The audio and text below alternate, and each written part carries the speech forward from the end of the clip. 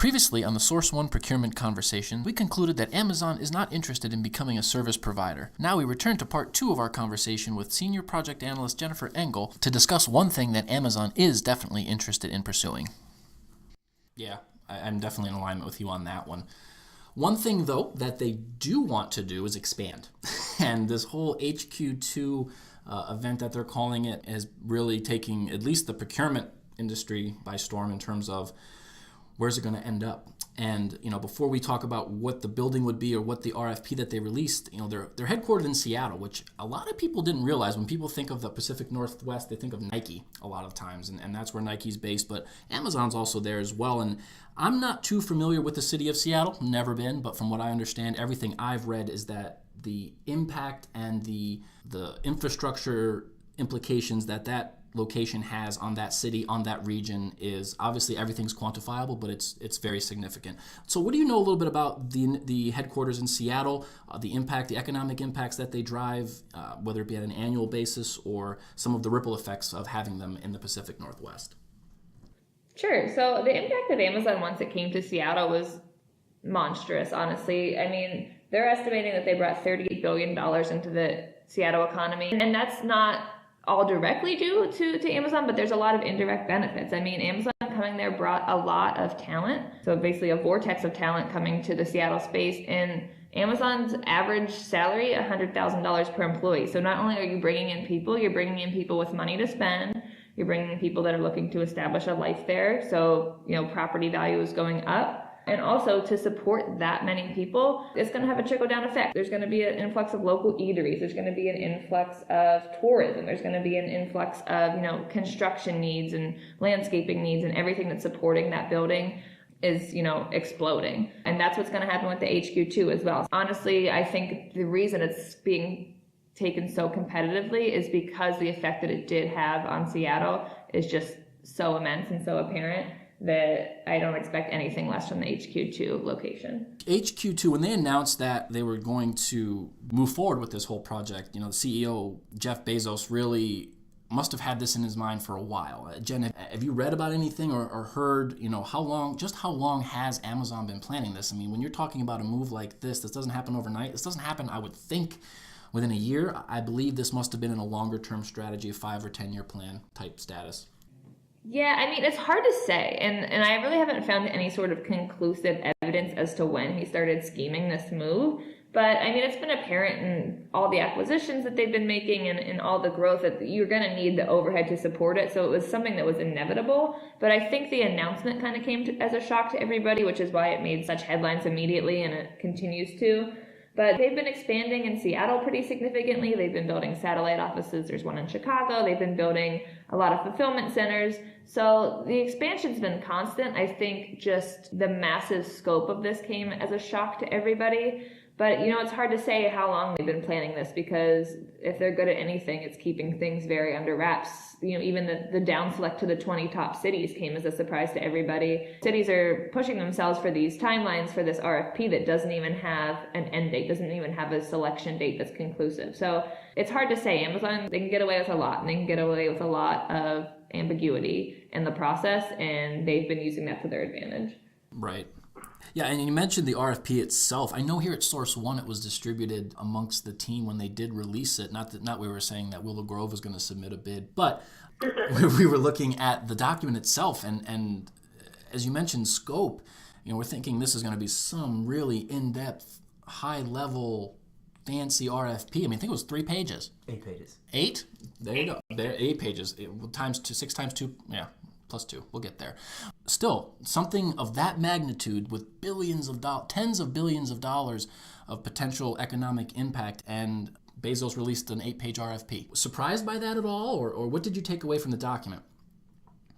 Yes, definitely surprised by it, but also a very brilliant move. First of all, the document, not only is it brief and concise and to the point, it's a fairly easy read. It's easy to comprehend. Anyone from, a high school student could look at this and understand what Amazon is looking for and be invested in the process. So he's building an audience with how simplified this document was. If this was a 30-page document filled with business lingo and, a lot of legalese, the public's not going to be interested in this. They're not going to understand that. They're going to leave it to the people in charge to take a look at it. But with this short, concise document, it was just a great move to generate a lot of buzz about it and to get people involved who ordinarily wouldn't, just due to the time and effort it would take to even understand the need.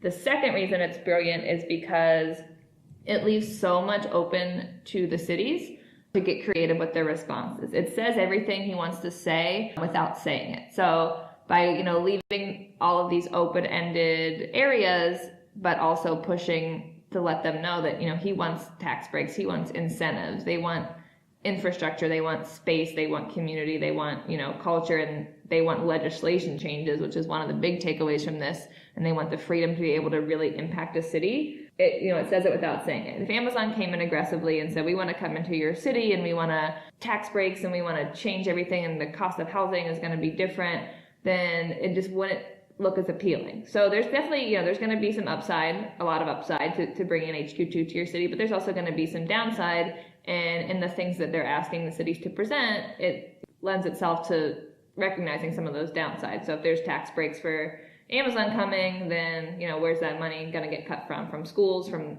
the fire department? You never know. But by keeping it very simple and very open-ended, it allows for cities to create the creative proposals without seeming too intimidating to have Amazon coming to your city.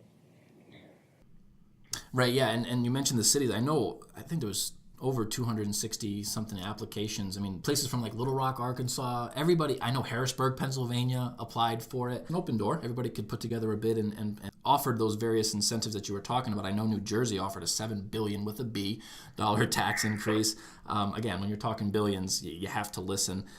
There's lots of different areas where these cities got creative, I think, and you talked about a lot of them there. The craziest thing about that $7 billion tax incentive is that Chris Christie and Cory Booker agreed on that.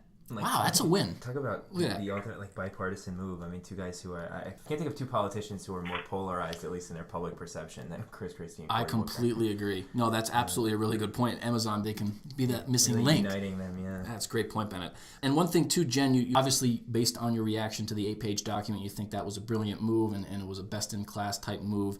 Any other observations from the RFP event itself, how they've handled it, maybe make a change or adjust moving forward if you were Amazon for the next time for HQ3? Honestly, there aren't a lot of downsides to this document. I think they really did a good job of highlighting some aspects of the value that they brought to Seattle. I think they could have pushed harder on that. And it's always good to be upfront with your value when you're going out to market with something like this, even if it's just a brief blurb at the beginning of the scoping document, just to get respondents, excited and hungry for this business. And they did this to an extent, but I think since it was such a short document, there was definitely opportunity to add, a paragraph or two or maybe some numbers that would reinforce the value that's about to come. But aside from that, I mean, this is, a unique situation of an RFP, something of this massive scale. It's not always best practice to leave it open-ended to virtually unlimited supply base. I mean, they did set some parameters, of course, cities with over 1 million people and close to transportation, but for the most part, it was pretty open-ended in terms of the cities that could respond. And, for an RFP that is going to require that, the disclosure of some company information and some disclosure of a lot of things that maybe you don't want the general public to be privy to, it's a little bit better to vet out a smaller supply base and target those particular suppliers for the RFP and reduce your time that you will be spending evaluating and scoring the responses. Yeah, why do you think they did leave it open like that? You mentioned the population 1 million or greater threshold, but that's pretty much it. Was that a PR stunt to try and make sure everybody felt involved? Or, why would they do that? Because knowing there's not that many cities, probably, on two hands, true contenders. I mean, why would you think they opened themselves up to that? I think PR has a lot to do with it. Almost every state, I think there was Arkansas, Hawaii, Montana, and the Dakotas were, I think, all of the states that didn't submit a response, which is out of 50, that's not very many. So that's buzz, and that's a lot of good buzz, and it's showing the people that live in these communities that, you're a politician, they want to drive innovation to your state and to your location, and they're, up to date on things that are happening. And also, there's just no downside. I mean, Amazon has an idea of who they want, where they want to go. It's not like they're going to choose some random city, but since they do know that, there's some proposals, I'm sure, that barely got vetted at all just because they weren't even close to being in consideration. But at the same time, they get all of that buzz within those cities, local newspapers covering, oh, we're in contention for the Amazon RFP, we're submitting a response, with little downside since they already know that that city is not going to be chosen. Sure, yeah, that's an interesting take on that, because you wouldn't think that people would use an RFP or use the procurement space as a PR type move, but to your point, it certainly got people talking. That concludes part 2 of our conversation with Jennifer Engel. Check back next time as we discuss the 20 lucky cities that made the cut.